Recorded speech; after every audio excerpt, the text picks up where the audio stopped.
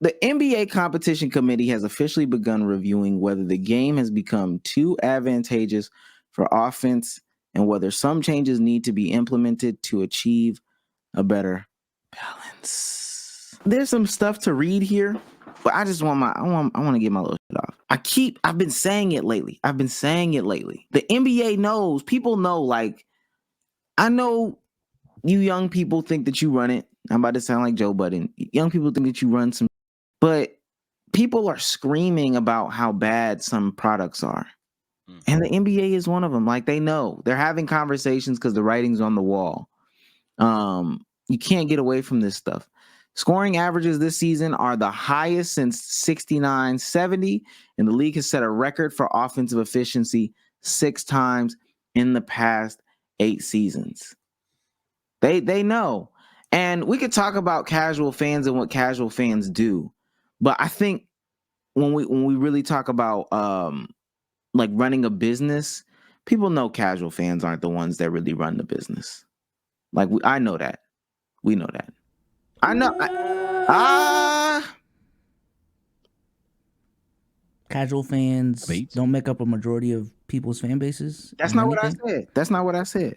Casual fans aren't the ones that run the business. The ones that run the business are the diehards. When you go to an NBA game, you got to count up how many seats would make up for a suite. You got to count up how many seats will make up for the total number of season ticket holders. The ones that really buy the merchandise continuously. The ones that are subscribed to the newsletters. The ones that come to the events and stuff like that. Is the NBA right in looking at this? Should there seriously be a worry? And then the last one would be, if there's a rule change, what is it? I guess since I already was started and I don't have the answer to all of them questions, I'm gonna think a little longer. But I will say, when you were talking about if a lot of people are talking about something got to be bad, I just want to point out that, yo, I'm not gonna lie, even when it came to like the new music waves and shit, it was never to a point where it is with the NBA now. Like, everyone talks about it to the point where people are trying to find a way for people to accept shit. Like, they're kind of like, yo, do you want a new history book? Or do you want a history book with red numbers to let you know it was in this era? And it's like, we're doing a lot to make sure that everyone knows that what we're doing right now is okay, versus trying to see how we can make what's going on be more rational. So I do want to address that. Some people think shit is perfectly fine. It's not. However, and I'm gonna sound like a hypocrite here, the rules, I guess, to somewhat answer your question, you ain't gonna do a lot on the offensive end, because I will always say simultaneously, I'm an advocate for asking offensive coaches, offensive minds, and offensive players to play stupider basketball. That's just irrational. I will always say that. But in terms of solutions, y'all probably got them quicker than me. Go ahead. I think not addressing pain points in your business and just ignoring it, that's just a bad business practice. So not even like looking at it and analyzing it, I think the NBA would be done for that. So yeah. I would just if anything, I would say that it is based off the person's perspective, whether it is a good or bad thing that they're looking into rule changes or wherever they deem as an issue.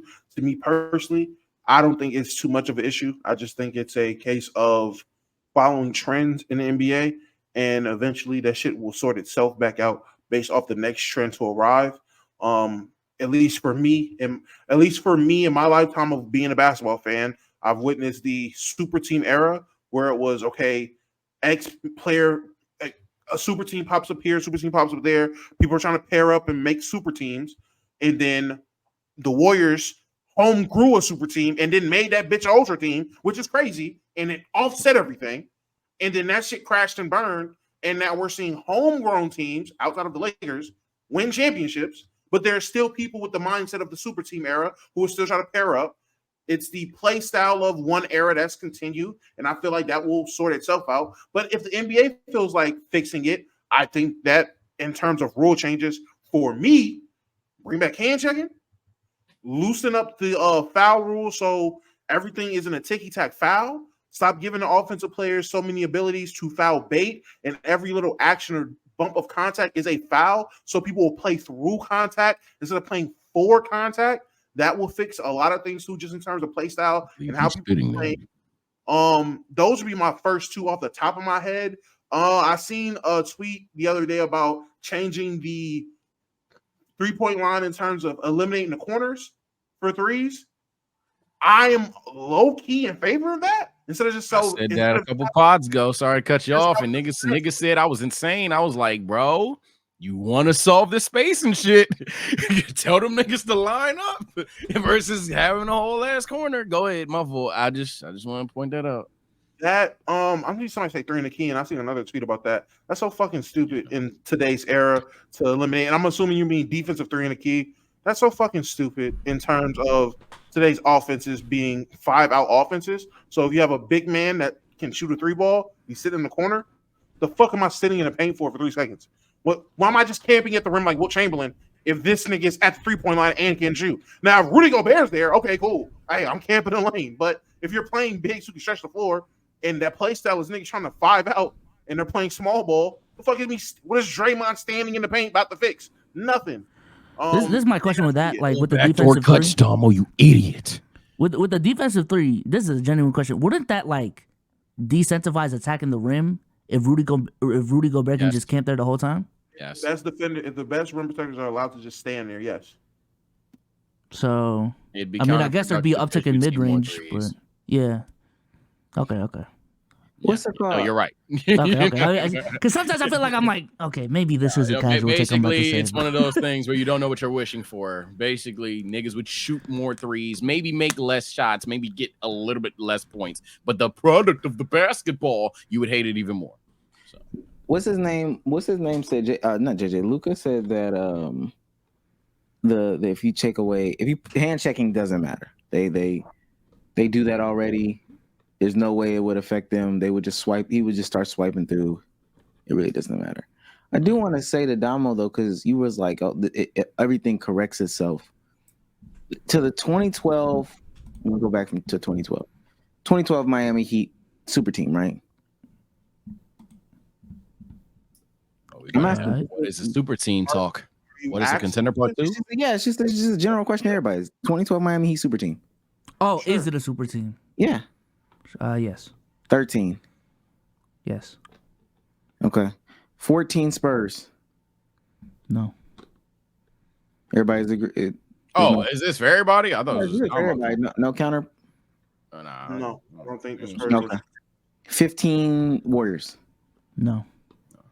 I don't think I was super team at 15. No. Okay. 16 Cavs. No. No. You could do it. I'm not saying no, but you could do it. No, okay. Yes. I would love to know what a super team is after this. 17, of course, 17 Warriors, 18 Warriors. A super team. 19 Raptors. No. 19 Raptors. I would say no. I thought you were going to say the 17 Cavs. I was going to say yeah, but 19 Raptors, no. They didn't win. So, 2020 Lakers. I'm only doing winners. 2020 Lakers. No. Okay. The fuck is a super team to this nigga? All right, here we go, bro. Go ahead. Let everybody answer. Contender talk again. I'm about to say that this is contender part 2, so I can't wait for this. I might be on your side this time though, because I only have one. Not one. I only have like 3 super. My super team standard is dumb high. Like dumb high. But 2020 Lakers. So no. Okay. 21 Bucks. I'm assuming no. No. 22 Warriors. No. Hell no. 23 Nuggets. No. Some people will do it. Okay. Well, all right. I thought I thought that y'all would say a lot more teams are super teams, but that's fine. Then I would even probably make the argument that the super team that's fine. I was just gonna say leaving something to correct itself, thinking that it's gonna be a correction, low key is like the quickest way to get to the worst possible answer. So there should be some like at least deep down looking into something.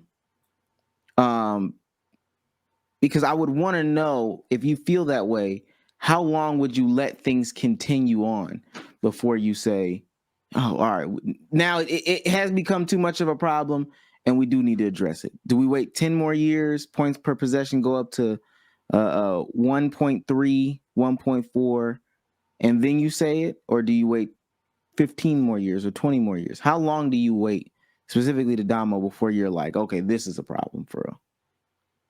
I don't think you can put a specific time on it. You can't put a number on it.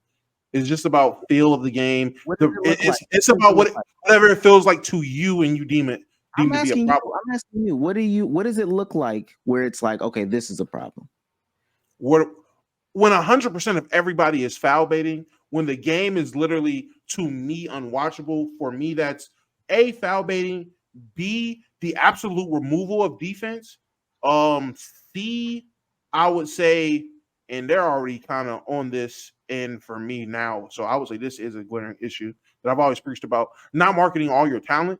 That, like, literally having a bunch of talent that just no one knows about because you as a business aren't marketing them. Those are my three things, and they're egregiously bad at one of them already, so they're 1 for 3. So I mean, that's just for me. Those are the things for me that I would look for, and I can't put a time on it because, again, I feel like personally those are things that can, not all of them, but they can correct themselves in terms of the play style and the way the game is played. Those things that can be corrected based just off of how teams are building teams and decide to play ball and what they're leaning towards. The fact that everybody's leaning towards analytics, it's probably stuff. It's a lot of stuff off the court that has nothing to do with just in between lines that needs to change for the game to change. Niggas worrying so much about analytics, the analytic wave. If teams stop relying on analytics and start worrying about actual basketball, on court basketball, you'll see a lot of things change too. It'll be a shift in what people want to see. Sorry. No, you good. I thought I literally just have the worst timing on the pod. What I've noticed about the NBA that I don't like is they don't make these kind of changes until someone who is not even, I mean, maybe they're defined as generational, but somehow even beyond that comes around. So like when shit is just, all right, this motherfucker is changing how we play basketball, that's when they start implementing rules and shit. And I don't like that because I guess it's a proven cycle, but no, the whole 2024 thing, not even in sports, but just in general, has been to not always live on traditional standards, traditional values, and do things the old way. And all the NBA has been really doing throughout its entire history, arguably as well, is just waiting for that guy to come along and either save us from a bad sport or put us in an era of eval. And that's kind of what they're doing now. I don't know if a change is going to be implemented. Maybe that's a dark point of this conversation. I don't know if they're actually going to do anything, but yeah, I've just noticed that. And then for your super team thing, to give you a little bit more fairness, I think the concept of super teams is nowhere near dead. So like the conceptual idea of, hey, let's just get 3 really, really, really fucking good players and then XYZ and keep it a buck on the bench. That idea has been around ever since the major super teams, according to headlines, has been, and that hasn't gone away at all. I will give you some credit for that. I just have a higher standard what super team is, so you just weren't going to get those votes out of me at all. Yeah, and that was going to be another part of it, but I didn't want to bog it down because the conversation wasn't necessarily about the super team. But what I do want to say is, I think that it would be crazy to wait. And I do hear what you're saying, Sage, but it would just be future predicting. Like, hey, and when we do it sometimes for the business that we run too, is like, hey, this might seem minor today. We should not wait until it becomes major.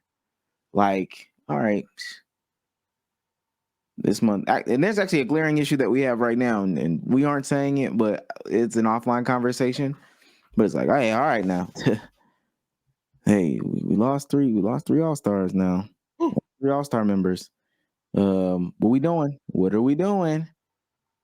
How do we respond? Well, we can't. Yeah, but I feel like it's bad business practice to always punt until it's like, and not always, but just until it's like a 80% type situation. Like, oh shit, we lost 80% of all of our all-star members. Let's now we really need to do it, because then you're fighting so uphill. I don't know if y'all ever talked to like if your parents ever told you, like, if you would have came to me when you needed $20, I had $20 for you. But the fact that you came to me when you needed $200, I don't have $200 for you. So now I physically cannot give you $200, and you're about to have to suffer the consequences of the $200 as opposed to asking me for $20. And I think that's where the NBA is right now, is like, all right, we got a $20 problem right now, maybe like a $25 problem, and we could probably solve that. But if it gets to $200, we might be fucked. See, I think it's a Omar, balancing I act. agree with Oh, you. go ahead, though.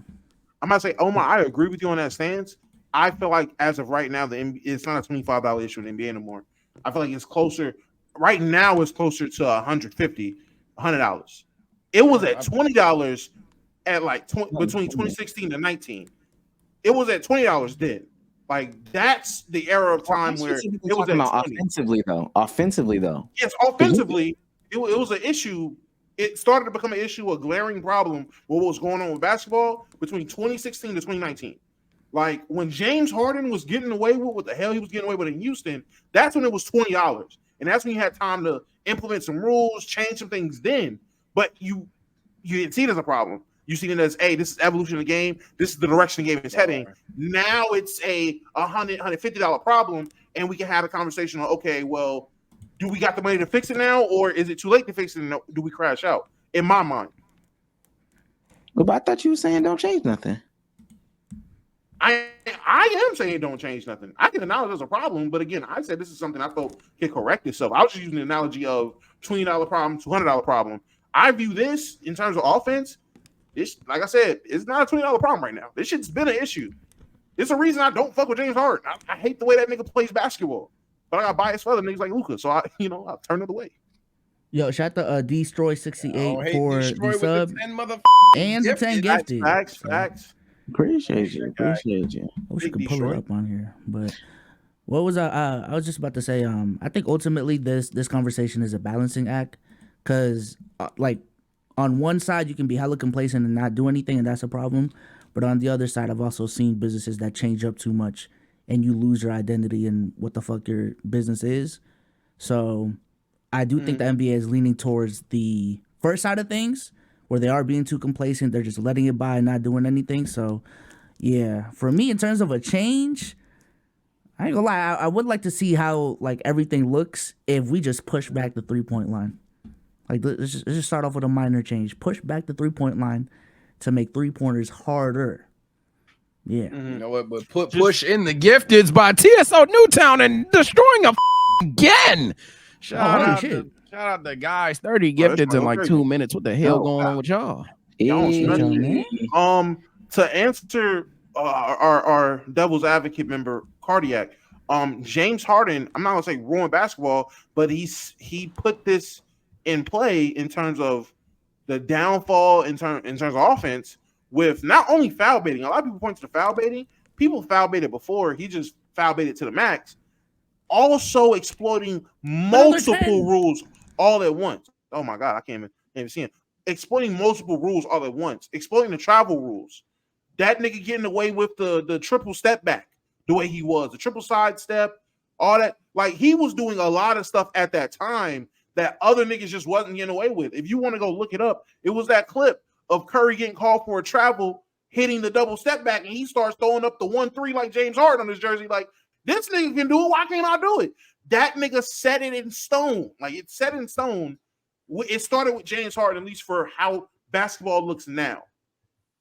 Speaking of setting yourself in stone, Destroy with another gifted. Setting himself in stone is one of the bigger gifters, and give me the buck. And one of the bigger gifters in TSO, Darnell with the fire. What's good, my boy? On band for band. On band to Dan. I don't know. We can keep kicking it down the line. I mean, let's just punt one more year. Fuck it. Guess I'll just drop 80 again. I know that's right. Yeah, fuck it. Just see if we can push the limits. As long as nobody gets to 100. When somebody Oh gets no! to When someone passes Kobe, hold on now. Now this is getting out of hand. This soft ass area. I'm telling you, the day someone drop 82, oh, it's over with. Oh my. Can I ask, what do you propose for them to do in terms of rule change to fix this? Because with me, I mean, I see a problem. I don't mind it, so I don't mind keeping it how it is. But I acknowledge that, okay, there are a couple rules I don't mind changing things. I would try to implement to help it. Do you have rule changes in mind? They're the smart ones. Bro. Yeah. We're gonna extend the 3-second rule from 3 to probably like 6 or 5. We're definitely not gonna be as lenient as it is with fouling. Maybe look at court dimensions, but those are the two things. I think especially like these past couple years, I keep saying this, Adam Silver's been getting shitted on by the players even. Them saying on podcasts like JJ Redick be bringing Luka and Tyrese on there, and they're like, "Yeah, man, shit's sweet. I ain't gonna lie, shit is sugar." I don't know. Did y'all watch the last JJ Redick and Luka episode? I did not. Yeah, he doubled down on scoring in the NBA is easier. Yeah, I might say I didn't know they updated the episode. I didn't know it was another one. Yeah, he went on there like Biso said. He just doubled down. He was like, "Oh yeah, he's like, it's not easy because you physically have to score 73, which is true. You got to run miles and stuff like that. Jesus Christ, what is going on? 25 gifted. Oh my god, 25 gifted from Beach. 25 gifted, not exactly 25 feet, but goddamn, we appreciate it. We goddamn appreciate it, historian. Yeah, okay. That's a historian. That's a YouTuber. I wish I had alerts, man. So he goes on there and it's like, yeah, I mean, I just do this, and it's just, it is what it is. And they're going on there kind of just like, yeah, the rules are soft, defense is a little soft. Like, I can get to where I want to get to pretty easy, man. Shit fucking easy. And then you have the older people again. The older people are saying the same things, where they're like, oh well, everything's fucking soft. Everything is soft. So if everybody's saying everybody and everything is soft, left, right, and sideways, at some point you got to be like, all right, y'all doing me dirty in the face. DJ with another 5 gifted. Yeah, he said, all right, I'm done. It's like the new era with this motherfucker. Speaking of new era, I just want to. They already typed the comments, Sage. What are you talking about? But hey, if you're still here, me talking about the corners, taking away the corners of even last pod and what I said now, that's my button push. That's not something I'm implementing for immediately. Oh no.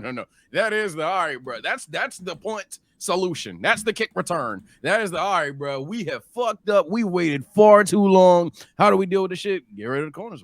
Watch that shit go down.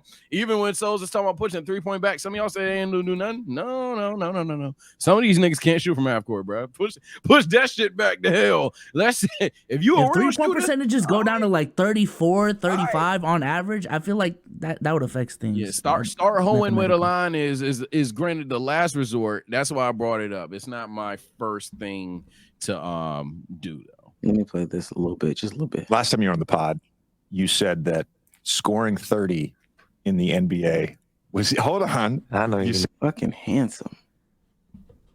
That scoring 30 in the NBA was way easier than scoring in Europe, and a lot of people have co-signed that. I'm not here to dispute that take at all. The other night you had 73 against the Hawks, and I'm going to be honest with you. I've rewatched the 25 made baskets like 5 times. And to some degree, it did look easy. Did that 73 feel easy? Oh, no. No, definitely not. I mean, everybody saying my game looks easy. It's not easy. Trust me. But when I said that, a lot of people didn't agree with me. It was 2-3 years ago. Yeah. I think now they're starting to agree more and more. But I always say it's because of the rules. Last minutes, the 3-point, the 3 seconds in the paint, the difference is huge. I don't think people realize how huge that is. Because, when I'm isoing, I watch the defender in the paint. So he got to go out at some point. So when he's going out, I try to attack. So that's a huge difference. But no, it wasn't easy scoring 73. You brought that up last time. That low man, as he's trying to cleanse himself, the weak side guy, right? Generally speaking, he's not going to be on the ball side, but that weak side guy, as he's trying to cleanse himself, watching him. And I was watching some film of LeBron the other day. He does a really good job with that too. I do want to ask more about the 73-point game, but since you brought it up and the rules. You brought it up. No. You brought up the rules. You brought up the rules. And I'm curious because one of the things you mentioned last time was the physicality in Europe. It wasn't just the rules. It was kind of how those in Europe, the referees allow a little bit more.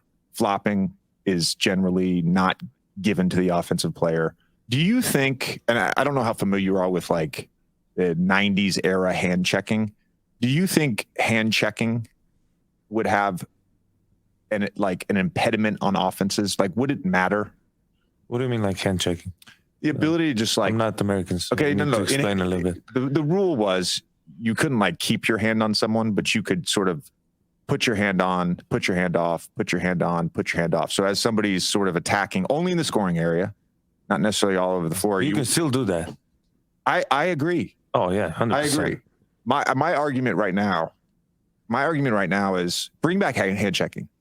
You know what hand checking is going to do? It's going to lead to more shooting fouls. Yeah, 100%. Because You're muted though. Okay. I don't like how he explained it. I mean, I guess that's the technical term, but that's not how niggas was hand checking back in the day. It was not, just keep you right there. Nah, niggas was on you, guiding you left, right, and center, and you would compound that onto, okay, if we're gonna allow the defender to keep his hand on you, keep his hand up on you, you would eliminate the rip through. There's no, which I already thought they eliminated. I thought you couldn't rip through anymore. So there's a couple rules where they implemented and they just didn't really consistently call. Yeah. Yeah. So if you're allowing hand checking, I'm pretty sure you're gonna not allow niggas to rip through to crucify niggas for hand checking. It just seems like that would make the most sense. I think earlier in the season, like they were calling techs on flopping, and I don't know the last time I've seen that. Like as the NBA season has progressed, I vividly remember the first 3 days I've seen like 2 games where they called a technical on someone flopping. I haven't seen it ever since. And if Chad has seen a game recently where they've called that, I would love to see it. For real. Yeah, players did that shit even with the foul baiting thing a couple years back. Players just fight that war. They're like, oh, fuck that rule. And then like they literally go, let's see how much you're really going to call it. And then most of the time, I ain't going to lie, they yield. The players get their way on that. So fair enough. What I'll say is the 3 second thing.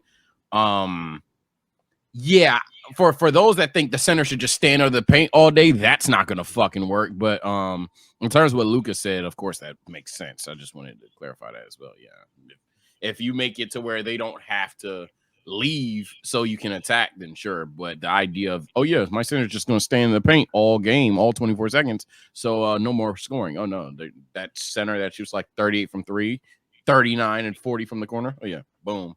So it's always a tricky thing. What's not tricky is destroy with another 10 motherfucking gifteds. My meat. The hell you going for a on this stream? My God. I saw a clip of David West earlier today. The David West, and he was just explaining how, like, even if you with that hand checking stuff, if they put some of these things in, these players are weaker. They're weaker. They're lighter. Some of that shit is just not going to affect you. That's one of the reasons, in my opinion, MJ dominated. One time we went through MJ's playoff matchups. MJ was not getting guarded by dudes that were 6'6", 220 something. He wasn't. He was getting guarded by dudes that were like 6'1" through 6'4", and they were very light in the pants in the hundreds. But that's not just the MJ. Like Patrick Ewing's playing weight was like 230 or some shit like that. Like that, I don't know what that nigga's doing with Jokic. I don't know what he's doing. You can talk about hand checking and all that. And if I'm exactly, hold on, let me, because I'm before people come in, 240. Yeah, 240. 7 foot 240. I'm looking at it right now. Nah, you ain't not that big. D-Rob got some muscle on him, unless I'm mistaken, but you ain't that big. They got him at 230, 240. Thank you. But yeah, that's what we're talking about. We're talking about dudes that are, and not just LeBron. If I look up like Paul George right now, I think Paul George has slimmed down a bit, but come on now, 220. He's 20 pounds different than Patrick Ewing. If I look up Kawhi is big. James Harden is big. Like the hand checking that these motherfuckers would do, hey, that shit ain't doing shit. Yeah, D-Rob was like 250, 260 a good amount of his career, but he came into the league like 230, 235. If J-Mac is allowed to hand check niggas, I don't give a fuck how much he weigh. That's gonna be crucial. Jalen McDaniels, whichever McDaniels I on thought you were talking Timberwolves. about a different J Mac. I thought you were having a God, sped you moment and was talking about Tracy McGrady. Me. No. Let me If stop. Jalen McDaniels is The allowed GOAT? to hand check, What calls him J-Mac? J-Mac fans, anybody, if he's Eli? allowed to hand check, it don't matter if he's 220 or 280. That's probably the best defender in the NBA, perimeter defender. He's one of the best perimeter defenders in the NBA. That's going to do something to a fat ass James Harden trying to dribble. But all it's gonna do is they're gonna be craftier with creating the foul baiting.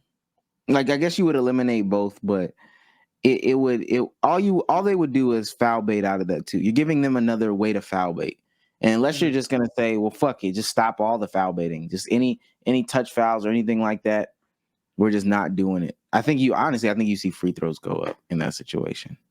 Well, yeah, that's why I said when I said implement hand checking, I started with call stricter fouls, loosen up on foul or what's a foul or how we're calling fouls, eliminate ticky-tack fouls. If you're going to implement hand checking, you have to do both. Because again, if you just implement hand checking this summer, yeah, you're going to see a massive amount of free throws go up because foul baiting is the thing. You have to eliminate two things. It's not a one rule fix for any outside of probably pushing the 3-point line back 10 feet, I guess. But other than that, there's not no one rule will fix everything we want to see right now. Because if you implement one rule, they say, okay, bet we're going to allow defenders to stand in the paint all you want.